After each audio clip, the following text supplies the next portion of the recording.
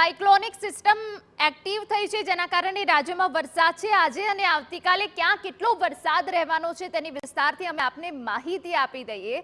તો એ પણ જણાવી દઈએ કે ક્યાં કેટલો વરસાદ પડશે અને એ સિવાય ક્યાં ઓરેન્જ એલર્ટ છે. વાત બનાસકાંઠા અને સુરતની કરી લઈએ તો ઓરેન્જ એલર્ટ અપાયું છે 3 જુલાઈએ, એટલે કે આજે બનાસકાંઠા, સુરત છે, પછી નવસારી, વલસાડમાં ભારે વરસાદ પડી શકે છે. જી હા, વલસાડ અને નવસારીમાં પણ ભારે વરસાદ પડી શકે છે. ઓરેન્જ એલર્ટ અપાયું છે. રાજ્યમાં જે સિસ્ટમ એક્ટિવ થઈ છે તેના કારણોસર 3 દિવસથી ભારે વરસાદ છે. હવે વાત કરી લઈએ તો દમણ, દાદરા, નગર હવેલીમાં પણ આજે વરસાદ પડવાનો છે. યલો એલર્ટની વાત કરી દઈએ તો આખો જે આ વિસ્તાર છે, કચ્છથી માંડીને જુનાગઢ છે કે પોરબંદર છે, ત્યાં પણ યલો એલર્ટ છે.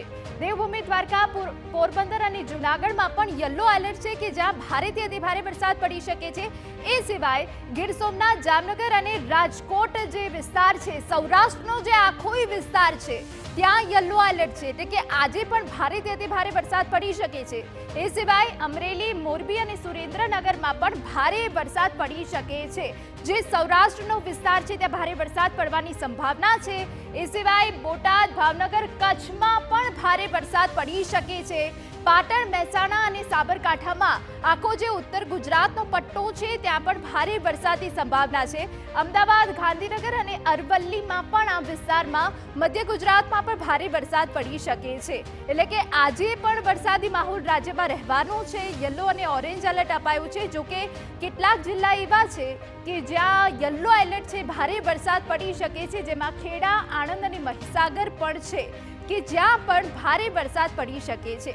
રાજ્ય પર એક સાયક્લોનિક સર્ક્યુલેશન એક્ટિવ થયું છે કે જેના કારણે વરસાદી માહોલ જામ્યો છે. અને આ તમામ જે જિલ્લા અમે આપને બતાવ્યા, પંચમહાલ, વડોદરા અને ભરૂચ, કે જ્યાં પણ યલો એલર્ટ છે અને ભારે વરસાદ પડી શકે છે. દાહોદ, છોટાઉદેપુર, નર્મદા, આખો વિસ્તાર કે જે સૌરાષ્ટ્રથી માંડીને મધ્ય ગુજરાત છે કે ત્યાં ભારે વરસાદ પડી શકે છે. દાહોદ, છોટાઉદેપુર, નર્મદામાં પણ ભારે વરસાદ પડી શકે છે. આગામી કેટલાક દિવસ, એટલે કે આગામી 5 દિવસ આ પ્રકારનું વાતાવરણ રહેવાનું છે. તાપી અને ડાંગમાં પણ ભારે વરસાદની સંભાવના વ્યક્ત કરવામાં આવી છે. તો સાયક્લોનિક સર્ક્યુલેશનની અસર કે જેના કારણે રાજ્યમાં હાલ વરસાદી માહોલ જામ્યો છે અને